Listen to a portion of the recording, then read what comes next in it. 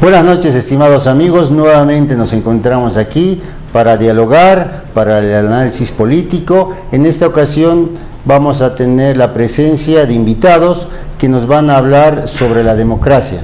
Este análisis que vamos a hacer desde el Colegio de Politólogos, vamos a ver la manera y vamos a analizar aspectos importantes en la coyuntura nacional y especialmente hablar de la percepción de la democracia desde todos los ámbitos.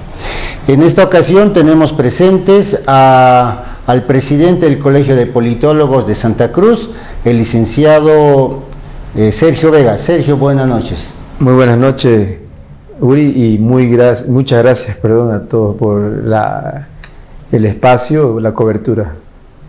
Gracias. También vamos a saludar a Josué Rivera, licenciado Josué Rivera, que es del Colegio de Politólogos, colega nuestro, secretario general. Buenas noches, Josué. Buenas noches, Uri, y buenas noches a la audiencia que sigue el programa Debate Ciudadano. Estamos muy agradecidos por esa consecuencia con nuestros seguidores. Bueno, también vamos a saludar a Luis Meneses. Él es miembro del Colegio de Politólogos, también es miembro del Centro Especializado en Estudios Políticos, CEP, la Fundación. ¿Cómo estás? Buenas noches, Luis. Muy buenas noches, estimado Uri. Gracias por la invitación. De igual manera quiero saludar a Sergio y a Josué en este debate. Gracias. Bueno, hoy vamos a tocar sobre democracia. Vamos a pedir a nuestros participantes, a nuestros colegas, que den su punto de vista sobre la percepción de la democracia. Vamos a invitar primeramente a Josué Rivera para que haga un balance de la democracia y posteriormente vamos a continuar con los otros colegas. Josué. Gracias, Uri. Y la democracia, ¿no? Este año es un año electoral, va a haber elecciones nacionales, presidenciales en agosto. Obviamente es necesario discutir y analizar el tema de la democracia. En nuestro país funge la democracia liberal concretamente por sus medios formales para la elección de manera representativa de quienes vayan a representar en el poder al pueblo, ¿no? Entonces, a partir de esa comprensión, yo creo que tenemos que entender la contingencia que estamos viviendo en nuestro país sobre la crisis económica, ¿no? Que va a ser la que va a determinar sobre estas elecciones en agosto y también la que va a determinar el curso no solo de estas elecciones, sino de la historia en este momento de nuestro país, y por lo tanto comprender cómo es que el pueblo está viviendo en sus propias carnes esta realidad, la escasez de dólares, la falta de carburantes y además la inflación, etcétera, lo que lleva consigo la crisis económica. Exige de una respuesta por parte de una dirección política. Sin embargo, no logra encontrar en los candidatos que ahora se quieren postular, ¿no?, una respuesta real a su situación, a cómo producen su vida, ¿no?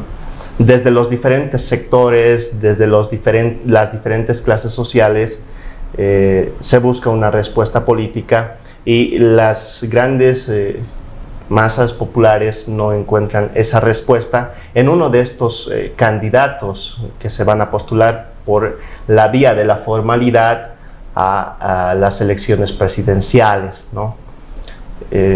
Por una parte están los oficialistas, ¿no?, del MAS, y también de la misma manera está Evo Morales y sus acompañantes, que es una fracción del MAS, ahora pretenden participar con el Frente para la Victoria.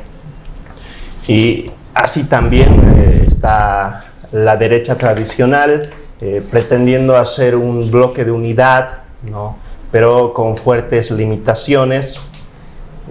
Sin embargo, la discusión entre estas dos posiciones se reduce solamente a más o menos Estado, ¿no?, respecto a la economía. Y no hay una respuesta que sea transformadora, que sea estructural sobre la situación, por lo cual la gente se ve un poco desahuciada de las próximas elecciones y poder a partir de ello transformar su realidad, ¿no? Lo recalco, por lo que pienso que el próximo gobierno, ¿no?, que ingrese por la vía de las elecciones va a ser débil, ¿no?, y de antemano que el voto para estas elecciones que vienen va a ser disperso, en lo cual la gente va a tener que seguir, ¿no?, en la lucha, va a tener que seguir buscando esa respuesta y además trabajando para que las políticas antipopulares del gobierno que entre pues no afecten completamente a su realidad. Por el momento eso, Uri. Muy bien, muchas gracias, Josué. Es importante todo lo que nos has vertido con respecto a la democracia, a la situación actual que estamos atravesando. Vamos a invitar ahora a Luis Meneses para que haga una evaluación de la democracia en nuestro país. Luis. Bueno, gracias, Uri. Creo que es importante resaltar la democracia, Uri, porque en el tiempo actual la democracia es el sistema de gobierno que tiene la mejor reputación entre todos los regímenes o sistemas políticos que existen, y obviamente esa buena reputación es por los resultados que ha traído en los sistemas particularmente occidentales, ¿no? Es importante, si me permites, voy a hacer una referencia histórica un poco de manera conceptual, además, para poder aterrizar en un balance de la democracia actual que estamos viviendo en el país, ¿no? Entonces es importante decir que la democracia actual básicamente es la democracia representativa, y su base, su fuente principal es el voto universal, es el sistema de la elección de los gobiernos a través del voto popular. Creo que eso es la esencia de la democracia y la reputación positiva que tienes en base a esa esencia. Y esta democracia obviamente es fruto de un proceso de evolución del sistema político, de evolución de los sistemas de gobierno, de organizar el poder. Y esa evolución, quiero mencionar, ha tenido varios pasajes, y uno de los pasajes fundamentales que considero es la aplicación del sistema republicano a finales del siglo XVIII y el siglo XIX, que ha sido un antecedente básico para la llegada de la democracia, ¿no? Y el aporte principal del sistema republicano es fundamentalmente la división de poderes, la separación de poderes, porque recordemos que hasta el siglo XVII, XVIII, el sistema dominante era la monarquía, ¿no? De manera que todo el poder de hacer leyes, de ejecutar el poder político sobre las Fuerzas Armadas, el poder sobre la justicia, todo recaía en manos del monarca. Y como el ser humano normalmente se envicia, cae en corrupción, entonces los monarcas estaban totalmente desacreditados en esa etapa. Entonces el sistema republicano tiene la virtud de aportar con la separación de poderes a través de Montesquieu y otros autores, y esto es fundamental Y aparte de la separación de poderes, el modelo republicano también aportó con la libertad individual, la igualdad de todas las personas ante la ley, ¿no? Y después en realidad llega la democracia y se consolida en el siglo XX. En realidad es una democracia muy, muy joven en términos históricos de la humanidad. Y la democracia aporta con el factor pueblo, ¿no? El factor pueblo expresado justamente a través del voto popular. Entonces ahí tenemos un sistema de la democracia representativa que tiene, como les digo, una opinión positiva de todos en general, y eso es importante resaltar, ¿no? Pero y en base a estos elementos aportados por el tema republicano y el modelo democrático que se conjuncionan y hacen una unidad casi perfecta, podemos decir que es el sistema de la democracia representativa. Y a partir de esos elementos, de la división de poderes, la igualdad de todas las personas ante la ley, la libertad individual y también la soberanía de la ley, a partir de estos elementos podemos hacer un balance de la democracia actual. Y la democracia actual lamentablemente ha retrocedido a partir de estos aspectos. En torno a la división de poderes hemos visto que en las últimas 2 décadas el poder ejecutivo ha subordinado de manera tajante a los otros 3 poderes, el poder legislativo, judicial y electoral, ¿no? Hemos visto un poder legislativo absolutamente manipulado, subordinado, de manera que ha perdido trascendencia en los últimos 20 años, y tú ves un poder legislativo que no asume su rol de fiscalizar al poder ejecutivo, que no desarrolla debates racionales, dialécticos en el hemiciclo parlamentario, sino más bien se ha convertido en una instancia marginal que muchas veces incluso tiene ciertas luchas hasta de estilo sindical, callejero, ¿no? Totalmente desacreditado. Por su parte, el poder judicial, asimismo, ha sido subordinado, doblemente subordinado, diría yo, porque ha sido cooptado con mayor fuerza por parte del poder ejecutivo, de manera que tienes un poder judicial absolutamente descabezado, parcializado al poder ejecutivo, ineficiente y corrupto además, ¿no? Y reflejo de eso es el sistema judicial tan pésimo que tenemos en este momento. Y por su parte el poder electoral también ha perdido mucha credibilidad, no solamente por la imposición de manera continua y la influencia del poder ejecutivo sobre el poder electoral, sino también por algunos hechos particulares como el fraude del 2019 y otros acontecimientos. Entonces, como mi primera intervención, diría que a través de este proceso de desinstitucionalización de las reglas democráticas y de las instancias de la separación de poderes, Bolivia ha entrado sin duda en un proceso de retroceso en términos democráticos, Uri. Muy bien, muchas gracias, Luis. Es importante esta evaluación de la democracia y las instituciones, ¿no?, con respecto al poder. Pasamos a Sergio. Sergio, ¿cómo estás? Tú nos vas a hablar sobre la pluralidad y la democracia, ¿no, Sergio? Adelante. Bueno, considero que antes que nada hay que tener, y aquí estoy totalmente de acuerdo con mis colegas politólogos, en el término de que prácticamente la democracia viene casado del término república, ¿no? Y sí, es cierto, hay que tener un panorama bien claro del tema de los conceptos, desde la semántica de la palabra democracia, ¿no?, que es demo, pueblo, y kratos es poder. Sin embargo, ahí la cuestionante viene a ser, ¿será que realmente el poder reside en el pueblo? ¿Será que el ciudadano de a pie logra percibir que él tiene poder sobre la parte administrativa, sobre el Estado? Porque una cosa es el Estado, ¿no?, y otra cosa sabemos que es el sistema republicano es un sistema administrativo precisamente del Estado. En ese sentido, considero de que si bien la democracia tiene sus desperfectos, sus malformaciones, ¿por qué en el sentido de que es un término que podría, a mi percepción, y esto a título personal, ¿no?, yo lo podría llegar a percibir de manera tan abstracta en su interpretación? Por eso es que vemos cierta anomalía de ciertas personas y ciertas naciones de cómo practican lo que es la democracia, ya que el hecho eleccionario es simplemente una parte de lo que es el sistema democrático, ¿no? Sin embargo, ahí viene el tema de lo que mencionaba el colega Luis, sobre el tema institucional, que vienen a ser los contrapesos, ¿no?, del Poder Ejecutivo. Sin embargo, por supuesto, para no redundar, sabemos que todo que ya en Bolivia está más que subordinado desde la llegada del movimiento al socialismo. Quizá ese era uno de los plus positivos que tenía la democracia pactada, porque no se veía esa fuerza arrolladora de una estructura política partidaria sobre las demás instituciones.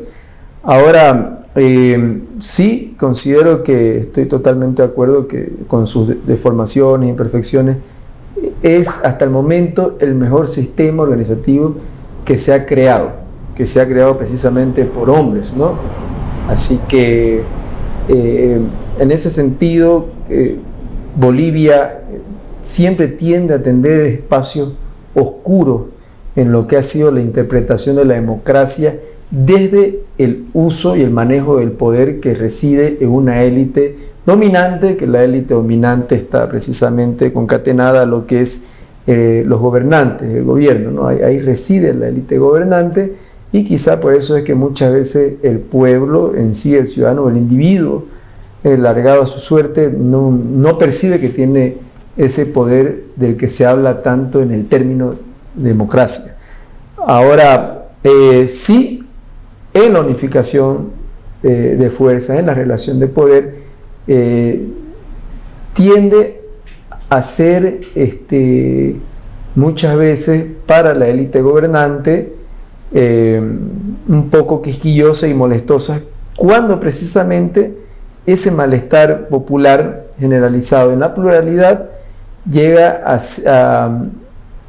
a engranar ideas de un grupo que en todas las naciones existen, grupos electos minoritarios, no es que se sientan superiores a los demás, pero sí existen, que son el criterio que se vierte en ese grupo minúsculo de intelectuales, ¿no? Porque sabemos que las masas como tal absorben cierto tipo de ideologías, no es que ellos tengan una ideología como tal, ¿no? Y eso lo podemos ver en la Central Obrera Boliviana, ¿no? Que un día era ultraevista, el otro día fue ultrayaninista, y después, o sea, no hay una definición como tal de esos grupos corporativistas.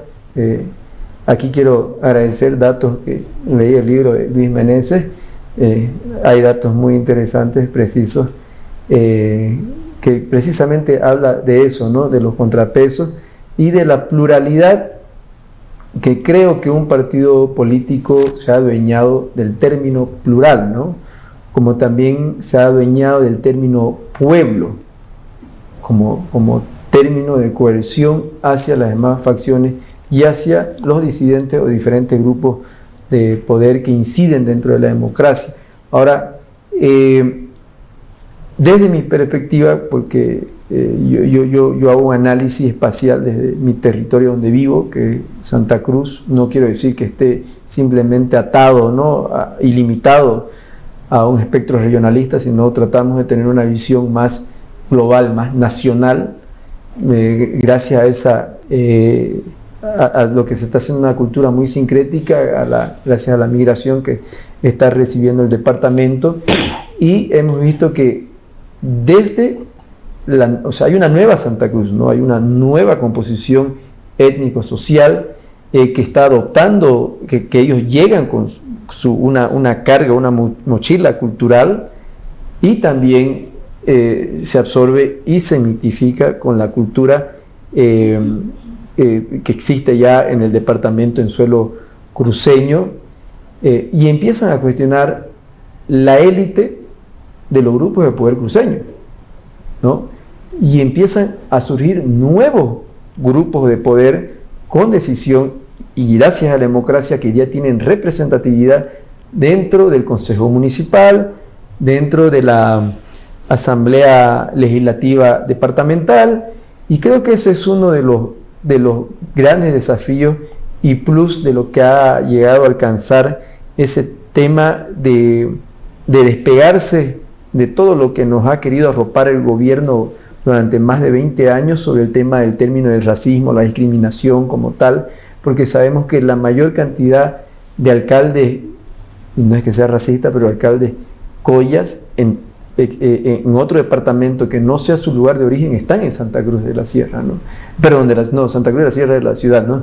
Metrópoli, está dentro del departamento cruceño, y ahí podemos ver una serie de datos que sí son interesantes, porque sabemos que gran marco de interculturales han sido desplazados de un sitio, han sido llevados a una zona de la Chiquitania, y en una encuesta que hemos realizado nos ha botado números muy interesantes, donde ahí podemos compaginar ideas y de que sí darle la razón en muchos aspectos de su gran alimentación intelectual de René Zabaleta, que dice precisamente que no se puede pensar Bolivia al margen de los indígenas. Si bien hay una desruralización, no existe como tal una desculturación, porque esas personas migran y tienen una idea homogénea de lo que es la política, y esa idea se traduce en la unificación del voto en procesos electorales,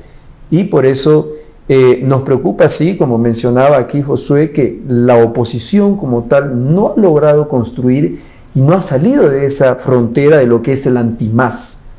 No hay un proyecto país claro que logre enamorar. Ojalá lo logren hacer. No es que yo esté con unos, con otros, ¿no? Pero como cientista político, creo que la gran colectividad y en su gran mayoría los bolivianos, ya no es un problema tanto de carácter ideológico, sino de su realidad material, ¿no? De que se necesita un cambio, otro tipo de orientación en el sistema administrativo del Estado. Mil disculpas si me he excedido, y gracias nuevamente por la cobertura, querido Uri.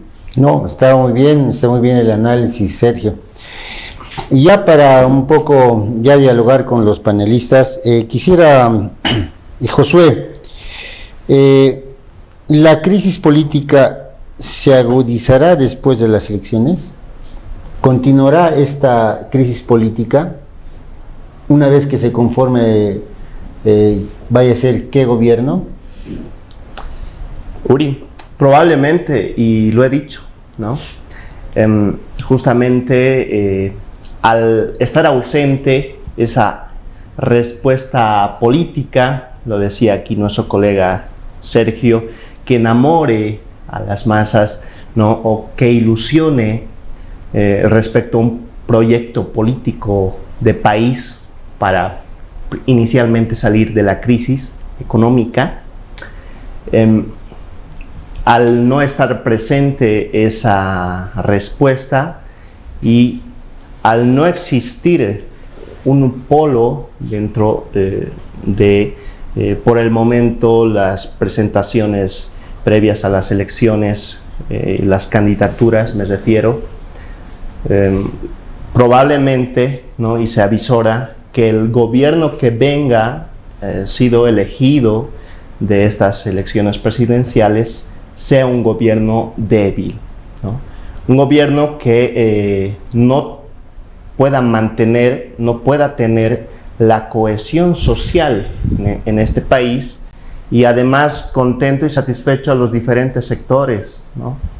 Por lo que muy pronto que tarde, posterior a las elecciones, ocurra que existan movilizaciones, quizás de uno que otro sector, y pueda esto llegar a generalizarse y ese gobierno no tener mayor trascendencia sobre una solución a los problemas coyunturales y a los problemas estructurales de nuestro país.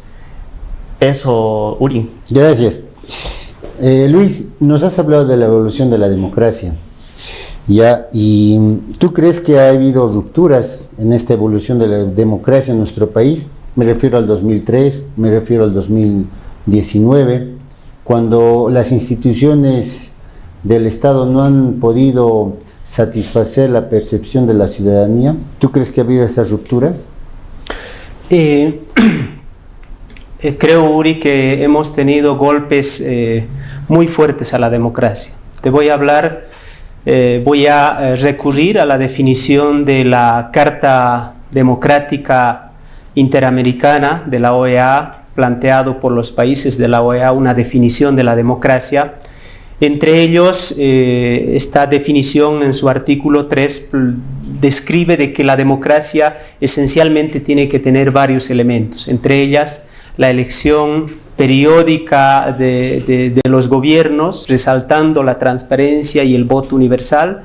Después, que los gobiernos tengan que entrar al poder político a través de los medios constitucionales, es decir, respetando las reglas democráticas. Pero además, en un país democrático tiene que existir una pluralidad de partidos políticos y además el respeto a los derechos humanos y las libertades fundamentales. En base a estos parámetros que nos da la Carta Interamericana de Derechos Humanos, está claro que se han dado golpes muy fuertes en contra del proceso democrático en el país. Me refiero primeramente al proceso de las elecciones periódicas, que evidentemente se han desarrollado con naturalidad en el tiempo que se establece, pero hay que resaltar algunos hechos en ese sentido. El voto universal es un elemento sagrado para el tema de la democracia, y el hecho de que el poder político del MAS haya esquivado y no haya acatado los resultados del voto electoral del 2016 es uno de los golpes muy fuertes a la democracia. Y por otro lado, otro golpe en ese sentido de los procesos electorales es el fraude electoral del año 2019. Y hay que decirlo con contundencia que ha habido fraude, porque nos tenemos que acatar en pruebas verídicas que se establecen, y una de las pruebas verídicas es justamente la resolución de la OEA, que después de ser veedor oficial en el proceso electoral del 2019 ha hecho también un proceso de auditoría a pedido del propio Estado boliviano, y la resolución es clara, que se ha desarrollado un fraude electoral. Entonces ahí tenemos dos golpes muy fuertes a la democracia boliviana. Pero además, otro elemento del concepto de la Carta Interamericana de Derechos Humanos, como te decía, es que los partidos políticos accedan al poder, accedan a ejercer gobierno a través de medios constitucionales, es decir, respetando en lo absoluto la Constitución y las reglas establecidas en la Constitución Política del Estado.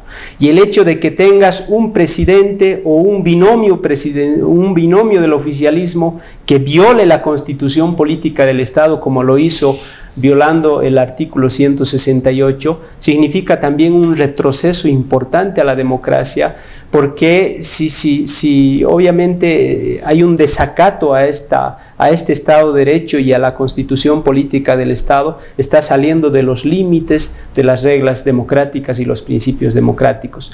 Pero además de eso, es importante resaltar también, teniendo uno de los pilares fundamentales de la democracia, respetar derechos humanos y respetar las libertades fundamentales. En ese sentido, claramente vemos que el Estado en las últimas 2 décadas ha asumido una acción represiva violando derechos humanos, ¿no? Y ahí tenemos muchos ejemplos, empezando del Hotel de las Américas, en el que el Estado ha ejercido violación a derechos humanos de extranjeros y bolivianos, no ha habido un debido proceso, etcétera, etcétera. Pero tienes muchas otras, como por ejemplo hay un señor que ha denunciado el Fondo Indígena, y por denunciar una corrupción en el Fondo Indígena ha sido perseguido por el Estado, ha entrado a la cárcel, ha sido torturado, ha habido denuncias evidentes sobre este hecho y ha salido muerto de la cárcel, ¿no? O tienes algún otro dirigente, el señor Apaz, en los últimos años, que también ha sido encarcelado, es un cocalero de los Yungas. Y así tienes muchos otros, o puedes hablar de los jóvenes de la Unión Juvenil Cochala, que por delitos menores están presos, encarcelados, perseguidos por el Estado, o una expresidenta que no ha sido sometido a un proceso de juicio de responsabilidades como corresponde en base a la Constitución Política del Estado. Pero paradójicamente, Uri, queridos colegas, tienes ahí a un expresidente que ha violado el voto universal, ¿no? Que ha cometido fraude, ¿no?, que ha sobrepasado la decisión popular del voto, pero además encima de ello tiene unas denuncias de haber cometido delitos más graves contra niñas, de haber desarrollado estupro contra jóvenes bolivianas. Tienes ahí en su libertad y no hay un Estado, digamos, con la capacidad de someterle a un juicio correspondiente, y no tiene la autoridad ni siquiera de poder apresarlo. Entonces, a partir de estas evidencias y muchas otras que existen, Uri, evidentemente podemos ver que en las últimas dos décadas a la cabeza del MAS, la democracia ha sido golpeada en términos institucionales, en términos judiciales, en términos morales y a partir de muchos otros aspectos, Uri. Gracias, Luis. Sergio, a ver, hablando del individuo, hablando de la colectividad, hablando de la población, ¿cuáles son los mecanismos para que ellos se sientan representados, se sientan con la decisión del voto de elegir autoridades para que ellos trabajen para sí mismos, en función al beneficio de la población? ¿Cuáles son esos mecanismos? Bueno, esos mecanismos precisamente eran los que aquí mencionaba el colega Luis, de lo que habla de esos tres ejes de lo que es la democracia, ¿no? Son ejes fundamentales. Está el tema del voto universal, la representatividad, que eso hay que defenderlo por todos los medios posibles, ¿no? Por supuesto que el individuo, como individuo suelto a su suerte, es muy difícil que llegue a alcanzar. Se tiene que unificar en una colectividad en el cual tenga similar tipo de valores, una alimentación educacional con parámetros similares, porque la unificación siempre se da entre iguales, ¿no? Pensar una unificación entre diferentes es muy complejo, y quizá eso es lo que está costando hoy en lo que es el tema de la vereda de la oposición, ¿no? Porque, o sea, aparentan ser iguales, pero en la interpretación de lo que es el manejo del Estado tienen demasiadas diferencias o limitaciones. En el sentido, hablando del individuo, y yo eso ayer preguntaba a unos amigos libertarios, él hacía una consulta, ¿no? Si cuando ellos nacieron no necesitaron de la asistencia de otra persona, ¿no? Vivimos en sociedad, necesitamos de los demás, ¿no? Y eso es una de las partes que a mí como politólogo me preocupa, pensando en el bloque opositor, y no es que yo esté haciendo campaña por cualquier candidato, ¿no? Porque ninguno cumple mis expectativas. Yo creo que ningún politólogo, ningún candidato cumple las expectativas mínimas del conocimiento del manejo del Estado y de todas las organizaciones que vienen a fusionarse con él. Sin embargo, considero, Uri, que estamos en un momento el desafío es demasiado alto, ya que hay un vacío, y ahí nuevamente ingresa el vector ideológico sobre el relato político, ya que la política es un campo de relatos, también un campo de batalla de relatos, en el sentido de lo que el presidente ya no puede hablar sobre el tema del cuidado de la Pachamama, ¿no? Lo que ha pasado el MAS tampoco, ¿no? Lo que está pasando en el Beni con esas tierras de alquiler a perpetuidad. Y no son temas coyunturales, sino son temas estructurales de que se ha venido con una retórica muy envolvente, muy indigenista, que ha enamorado, pero que en la realidad y en los datos demuestran una realidad totalmente adversa a lo que es la verdad en sus acciones. Sin embargo, mira, yo creo que la oposición en este sentido, pensando que es importante, porque pensar en la democracia sin una oposición es impensable, ¿no? Es caer en un absolutismo.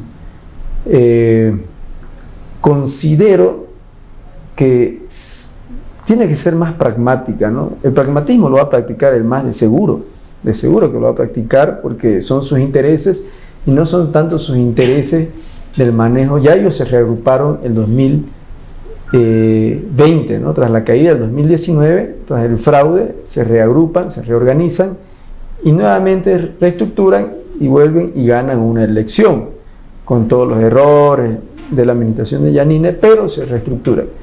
Ahora, tienen que ver la oposición que sí es posible, si lo ven que el MAS lo pudo hacer, lo pueden hacer ellos, pero tiene que ser una articulación con ideas y proyectos en conjunto, donde nuevamente volvemos al inicio, que es que la unidad se da entre iguales. O sea, tienen que compaginar programas y proyectos de gobernabilidad, porque si nuevamente ellos hacen una unificación como la hizo el 2020, una cosa es la toma del poder y la otra cosa es la reproducción del poder. No van a poder reproducir poder y más bien se van a desarticular en medio camino y va a suceder lo que está sucediendo, la ingobernabilidad que le genera Evo al mismo Arce, ¿no?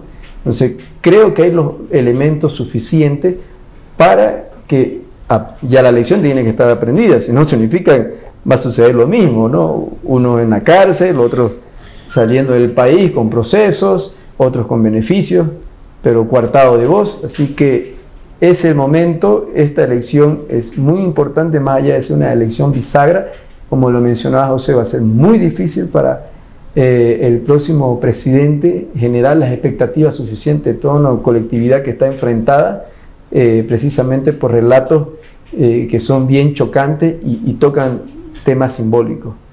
Eso sería, estimado. Gracias. Josué, ¿cómo se resuelve la crisis que estamos viviendo actualmente? ¿Tú crees que los candidatos, como decía Sergio, los precandidatos en este caso, estarán a la altura de la situación del país? Yo pienso que no, Uri, porque por una parte lo que proponen los de la derecha tradicional, ¿no?, es una reproducción de lo que está pasando ahora en Argentina con Milei, ¿no? Pero no olvidemos que esa experiencia ya ha sido vivida en nuestro país, ¿no?, en la época neoliberal que llevó alrededor de 20 años, ¿no?, antes del gobierno masista. Entonces, no creo, ¿no?, que a la gente le convenza la respuesta de reducir la intervención del Estado, lo que están exigiendo actualmente, ¿no?, los multisectores de la producción, los privados, levantar la subvención de los carburantes, porque al final de cuentas eso va a ser recargado, ese coste adicional, sobre el producto, sobre la mercancía, y lo va a terminar pagando el pueblo, ¿no? Por lo tanto, no creo que esta postura convenza a la población. Y por otro lado, algo que no es muy diferente, la postura del oficialismo y conjuntamente, aunque ahora están escisionados, la de Evo Morales, y que no es muy diferente, una socialdemocracia, ¿no?, quizás una intervención un poco más del Estado, que no es más que una política económica keynesiana, un parche a la economía política capitalista, ¿no?, y no es socialismo desde ningún punto de vista científico. Tampoco es una respuesta que vaya a superar esta crisis que estamos viviendo en el país, porque ya lo evidenciamos, no está ocurriendo lo que debería de ocurrir, que es una respuesta estructural, la estatización del oro, ¿no? Actualmente, con este y el anterior gobierno masistas, el oro se vende a más barato, y además una cifra negra, ¿no?, de la cual no se conoce, donde están los cooperativistas y detrás de ellos las empresas transnacionales, chinas, brasileras, colombianas, que están explotando el oro, ¿no?, y de lo que pagan formalmente un 2.8% de impuesto, y de la cifra negra que no se sabe cuánto es, de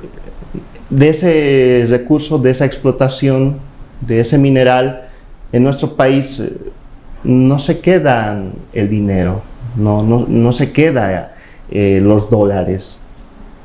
Y además de la explotación de las tierras en el oriente, los latifundios que aún existen, un impuesto completamente reducido por el pago de tierras por los agroindustriales privados de Santa Cruz, entre otros, porque el gobierno marxista actual no está aplicando un control del comercio exterior, por lo que los privados están llevando los dólares, porque los dólares existen y están, solamente que esos dólares están llevándose a paraísos fiscales, a Panamá, a bancos suizos, y no está parando en nuestro país. No existe un control por parte del Estado para que esas divisas se queden y circulen en nuestro país y podamos de alguna manera superar esta crisis, ¿no? Es por eso que no creo que ninguna de estas dos posturas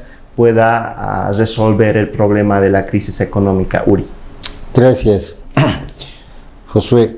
Luis, después de hacer una evaluación de la democracia, un balance, ¿es necesario para gobernar cooptar los otros poderes para que el partido de gobierno pueda desarrollar su programa, pueda gobernar, pueda alcanzar los resultados que él ha propuesto a su electorado? ¿Es necesario cooptar siempre? Bueno, Uri, justamente es una de las falencias más bien de la democracia, ¿no?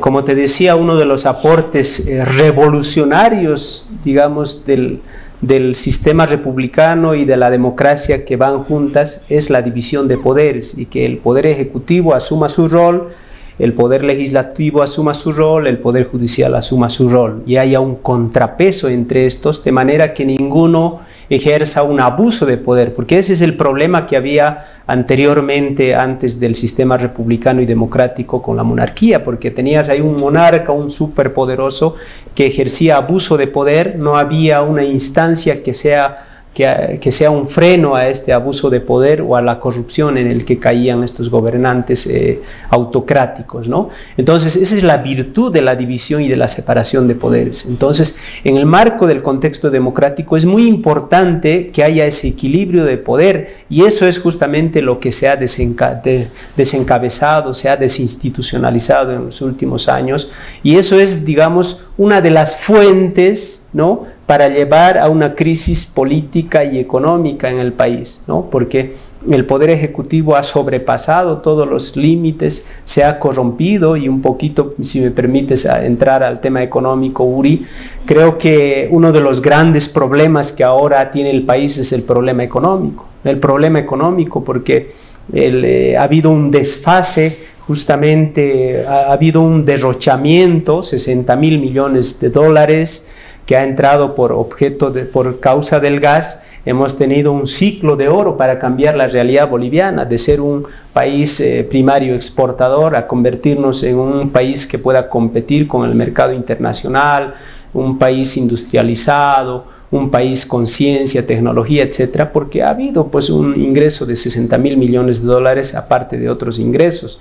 Entonces, hemos tenido un poder ejecutivo que se ha corrompido, no ha habido un órgano judicial que ponga freno a la corrupción, que ponga freno al despilfarro, que ponga freno a los abusos de poder, de manera que el ejecutivo, a partir de sus caudillos, han manejado, digamos, como ellos han querido, en base a la corrupción, al despotismo, al despilfarro, etcétera, y nos han traído hasta este punto donde el país no solamente está destruido en términos institucionales, sino destruido en términos económicos. Cualquier prosperidad, cualquier desarrollo de un país tiene que ver con la base económica, y tienes un Estado quebrado no solamente en términos de un déficit fiscal que supera más de 30.000 millones de dólares, hay también un déficit comercial, sino tienes un Estado endeudado, Uri.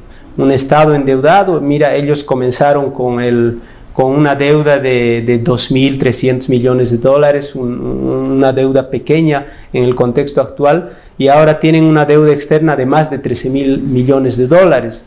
Y juntando la deuda externa más la deuda interna, supera el 80% del PIB nacional. Entonces estamos en una situación que sobrepasa ya el techo de una estabilidad económica. Entonces, ese descabezamiento de la institucionalidad se ha reflejado claramente en el manejo irresponsable también de la parte económica, y fruto de eso ahora estamos viviendo en una situación donde la gente está haciendo colas en los surtidores, donde la gente está quejándose cada día por la subida, la inflación progresiva de los precios de la canasta familiar, no hay dólares, etcétera, etcétera, y evidentemente es un tema que hay que reflexionar, y los políticos actuales y los candidatos que tengamos es importante que puedan realmente plantear propuestas prácticas a esta situación crítica en la que estamos viviendo. Gracias, Luis. Sergio, después de haber escuchado, ¿no? Y nosotros somos politólogos, fuera de apasionamientos, ¿no? Porque actualmente en los medios de comunicación hay mucha pasión cuando se trata de analizar los hechos políticos. Voy a insistir con la pregunta: ¿es negativo que una estructura política pueda gobernar por mucho tiempo? ¿La gente se equivoca al volver a votar por los mismos? ¿Qué es lo que está pasando? Quizá la gente ama las mentiras, ¿no? Ahora yo leía que la valía de un hombre consiste en ver cuánta verdad es capaz de tolerar. Eso le dice Nietzsche. Mira, querido Uri, a mí me preocupa realmente porque la realidad se deprime ante fórmulas alegres de ciertos académicos o supuestos intelectuales, y lo triste es que muchas veces, y sabemos que las palabras crean realidades, y lo que ha dicho el señor Linera es una barbaridad total, ¿no? Una barbaridad de las muchas barbaridades a las que ya nos tiene acostumbrados a hablar, porque ha sido parte de la élite gobernante. Una cosa es lo que dice, otra cosa es de su forma como viste, los helicópteros cuando iba para que su hija no llore tanto, ¿no? Eso, ¿quién pagaba esa factura de los paseos en helicóptero? ¿A quién se la cargaba? ¿No? Entonces, cantinflescamente viene a decir que los empresarios se están sacando la plata.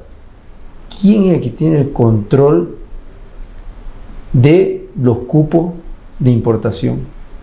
¿Quién maneja el aparato burocrático de este país? ¿Los empresarios o el gobierno?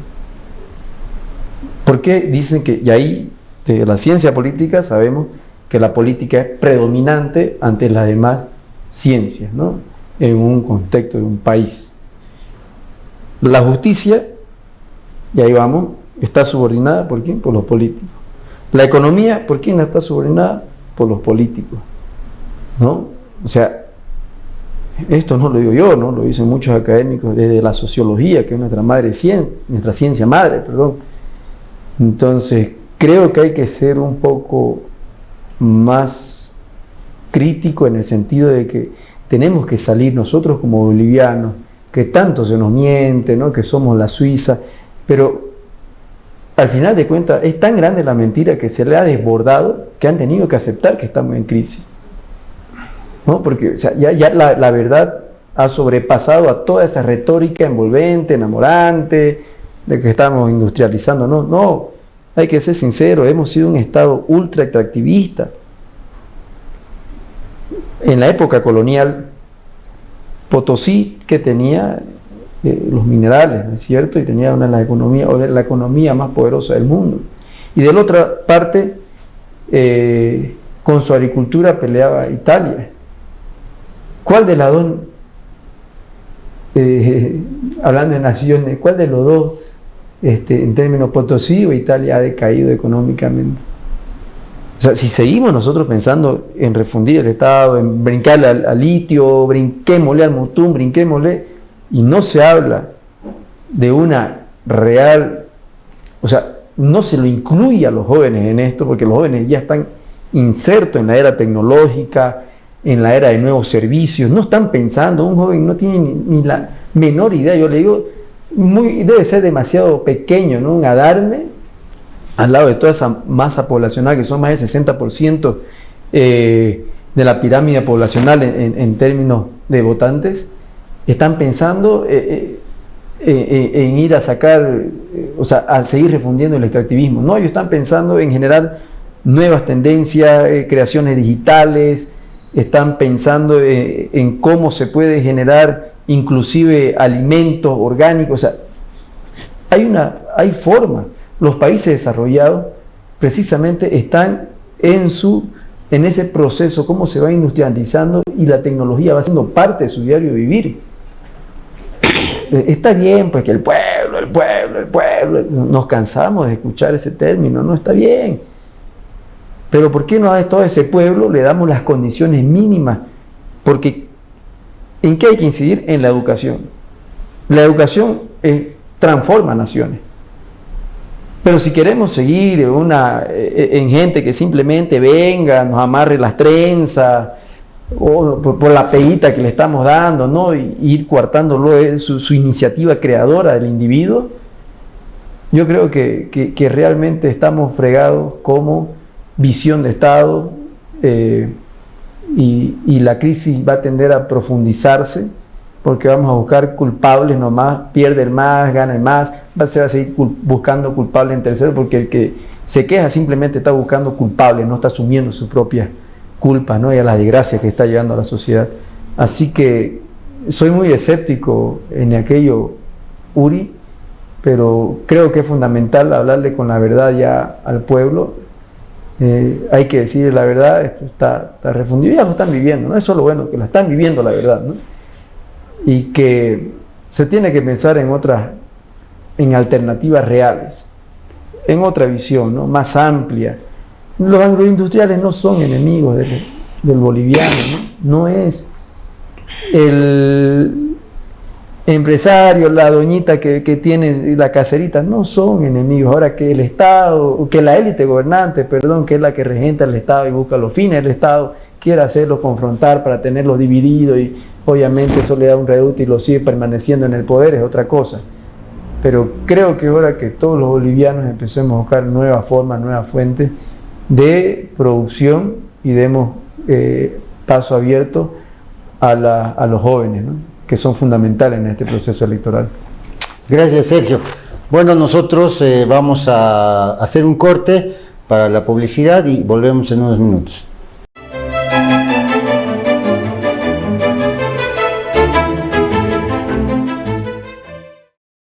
Con 20 años de experiencia, el Centro de Investigación Social, CIS, ofrece asesoramiento en todas las áreas para la elaboración de tesis, proyectos de grado y monografías. Además, asesoramiento gratuito en la elaboración de perfiles. Comunícate con nosotros al 674-02-224 y al 674-02-28. Estamos ubicados en calle Sucre, número 780, esquina 16 de julio, lado Farmacia San Elías, edificio Arandia, oficina B y oficina C. Horarios, de lunes a viernes de 8 de la mañana a 7 de la noche.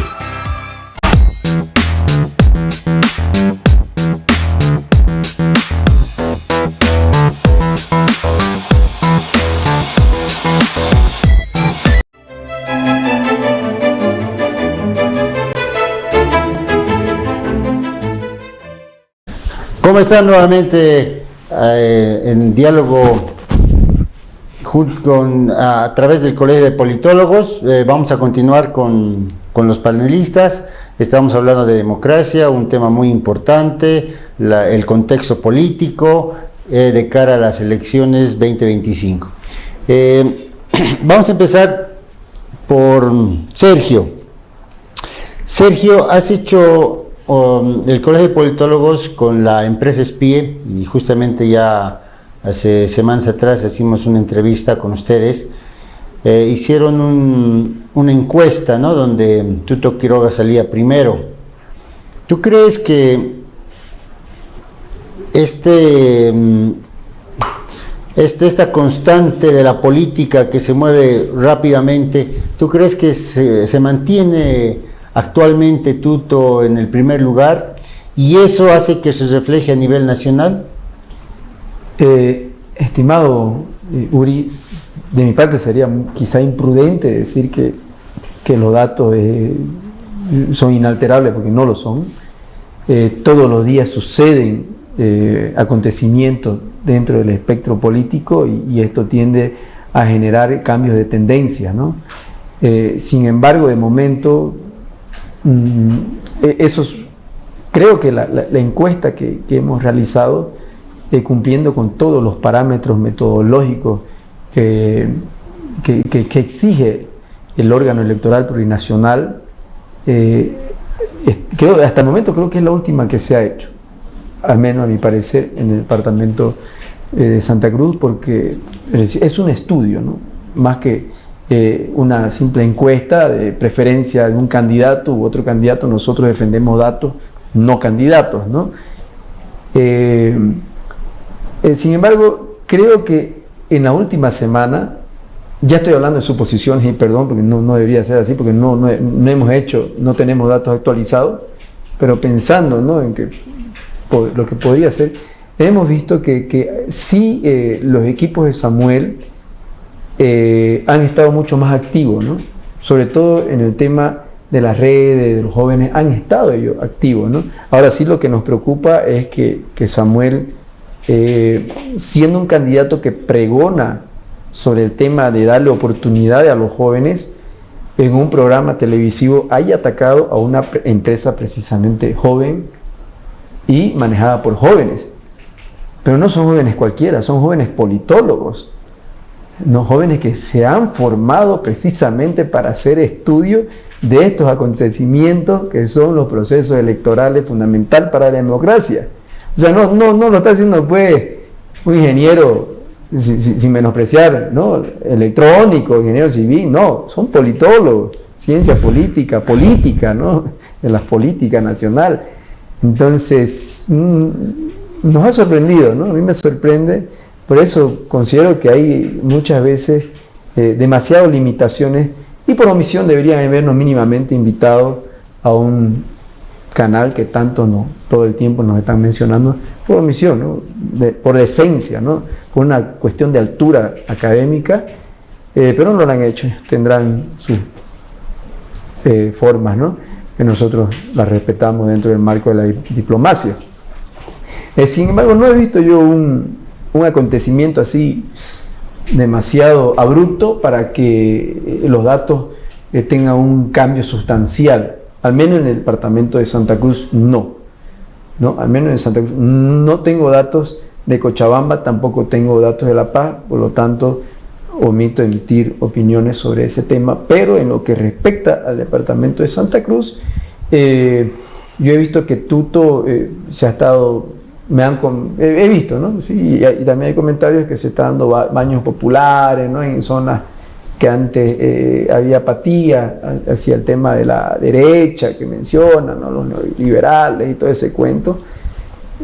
Sí, pero también Samuel está con sus equipos trabajando, pero como te mencionaba, aquí no creo que gane el más virtuoso, sino el que comete menos errores, ¿no?, y creo que así siempre ha sido, y creo que las tendencias, mientras no veamos nuevas encuestas, creo que no han sufrido cambios sustanciales, estimado Uri. Gracias, Sergio. Luis, tú le has dedicado un libro al levismo. ¿Cómo crees que el movimiento al socialismo va a estar en este escenario político? teniendo en cuenta que hay una desfragmentación entre el ala herbista, los zarcistas, ahí está Andrónico de por medio, el presidente del Senado. ¿Tú crees que se rearticule este ente político para poder ganar las elecciones? Muy bien, Uri. No solamente a partir de los datos que vemos, porque en primer lugar podemos ver algunos datos de varias encuestas, entre ellas la encuesta muy propositiva, muy positiva que han hecho nuestros colegas del Colegio de Politólogos en Santa Cruz. Creo que en Santa Cruz es un aporte importante, nos ha dado algunos insumos, no solamente a los que estudian, sino también a los partidos políticos, a la sociedad misma.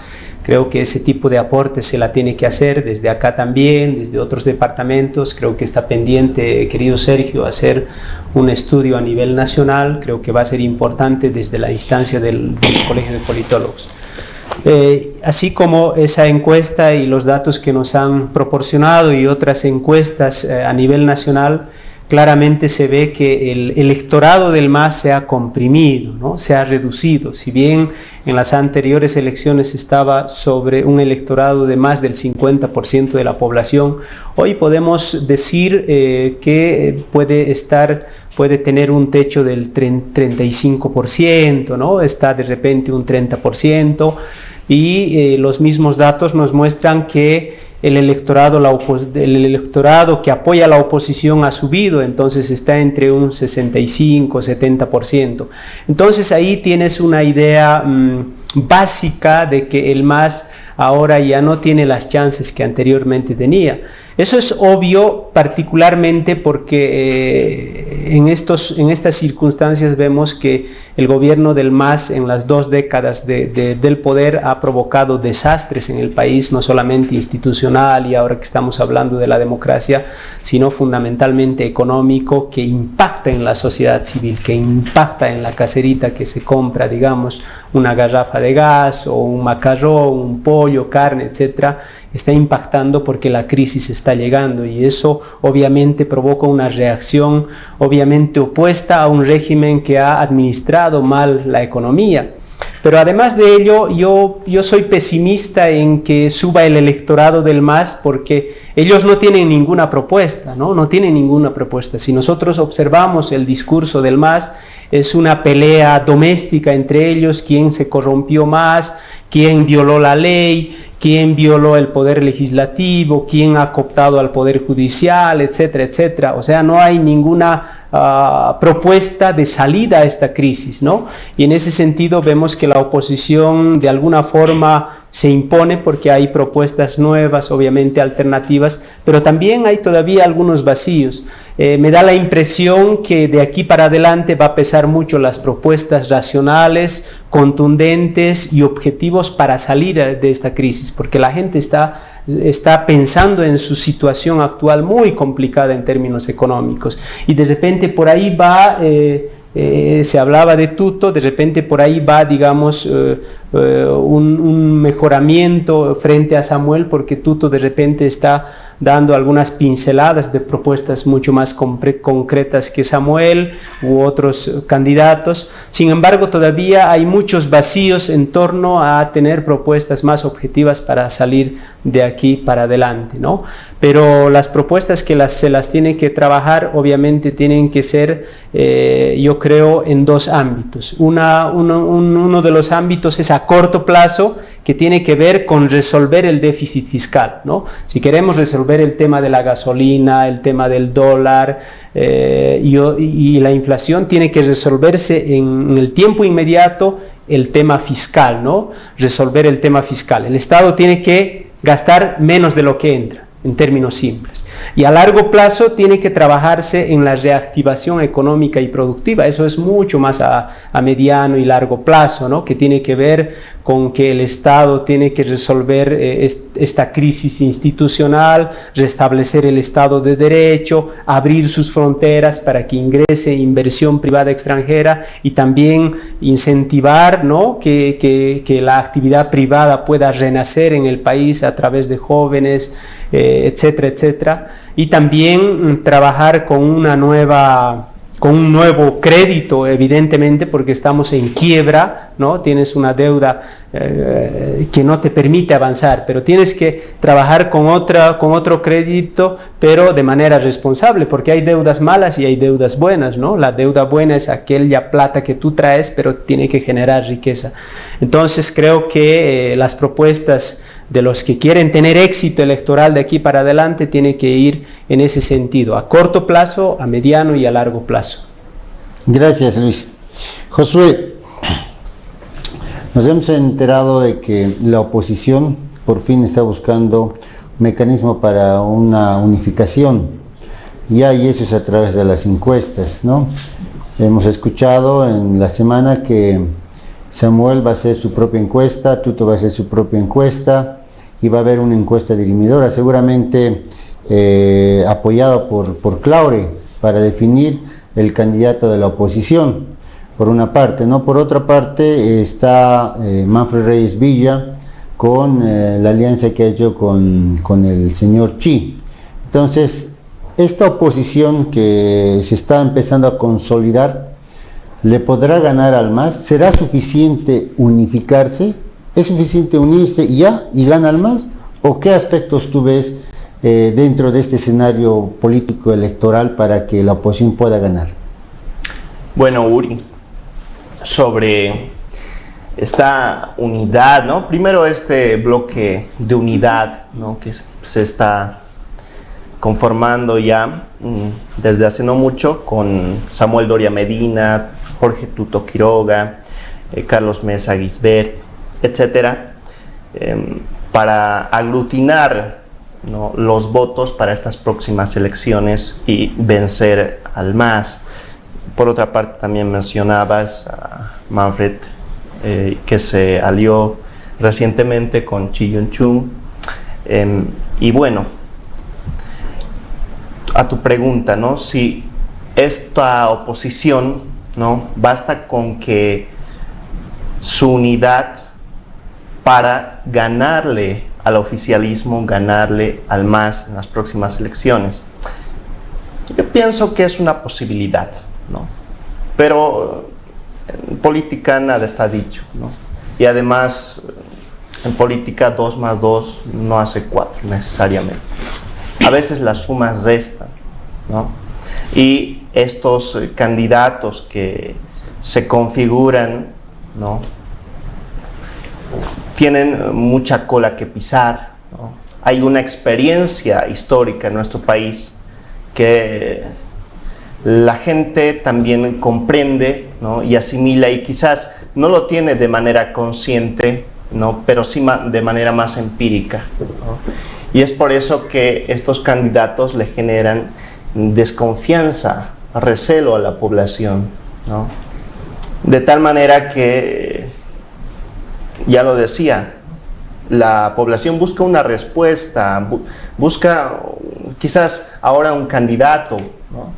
¿Por qué? Porque está atrapada, ¿no?, en los límites formales de la institucionalidad de la democracia representativa o democracia liberal, ¿no? Aún, y es evidente, la gente, ¿no?, a grandes rasgos no logra superar, ¿no?, la visión dentro del marco de esta institucionalidad que es netamente el liberal, y por lo tanto busca y buscará una respuesta a esa medida, ¿no? Un candidato, ya sea el mal menor, ya sea votará, ¿no?, con esta posición del voto útil para o en contra del MAS, pero también por el otro lado, al espectro contrario, se configura quizás algo no muy diferente, ¿no?, que es el movimiento al socialismo con Luis Arce Catacora, el Frente para la Victoria con Evo Morales, y ahí de por medio, ¿no?, la manzana de la discordia, Andrónico Rodríguez, el presidente del Senado, que por un lado y por otro lo postulan como posible candidato, ¿no? Pero esto también es un tema político, no solo electoral, sino responde a una posición para desplazar o desgastar otra imagen, ¿no? Pretendiendo postularlo a Andrónico como candidato. Sin embargo, ¿no? Concluyo con esto, en estas próximas elecciones todo nos indica que el voto va a ser disperso, ¿no? Y muy probablemente, me animo a decir, que en una primera vuelta no vaya a haber un ganador, como está en los términos de la constitución política de nuestro estado, sino que hasta una segunda vuelta se vayan a configurar, ¿no?